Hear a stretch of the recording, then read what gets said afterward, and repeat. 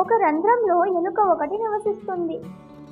ప్రతిరోజు ఒక పిల్లి దాన్ని తినాలని అవకాశం కోసం ఎదురు చూస్తూ ఉంది.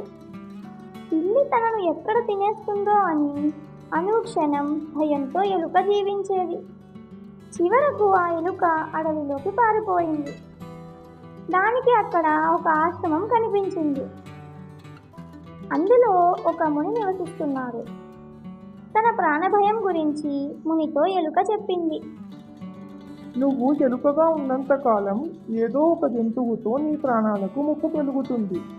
కాబట్టి నిన్ను ఒక సుందర కన్యగా మార్చేస్తాను అని చెప్పి ఎలుకను అందాల కన్యగా ముని మార్చేశాడు.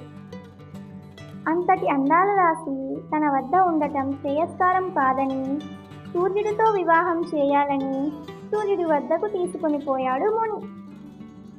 అమ్మో, ఈ సూర్యుని వేడిని నేను భరించలేను అన్నది అందాల రాశి. అయితే మేఘుడిని వివాహం చేసుకో అన్నాడు ముని. నాలాంటి అందాల రాశి ఈ నల్లని మేఘుడిని పెళ్లి చేసుకోవడమా? కుదరదు అని తేల్చి చెప్పింది.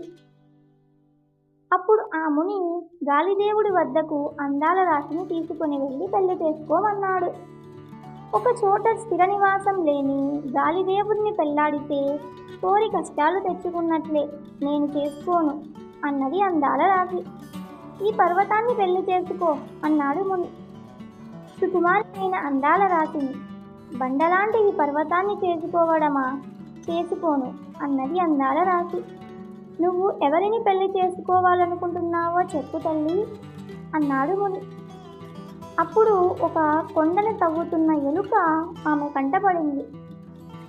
ఇంత పెద్ద కొండను తవ్వుతున్న ఎలుక చాలా గొప్పవాడు, నేను ఇతడిని పెళ్లి చేసుకుంటాను అన్నది అందాల రాశి. అందాల రాశిగా మారిన నీ ఎలుక బుద్ధి మారలేదు, నీ చావు నువ్వు చావు అని ఆ అందాల రాశిని ఎలుకకు ఇచ్చి పెళ్లి చేశాడు. ఈ కథలోని నీతి: చుట్టుపక్కల పరిస్థితులను మరియు మన పరిస్థితులను బట్టి మనం ఇతరులతో సరిగ్గా వ్యవహరించాలి.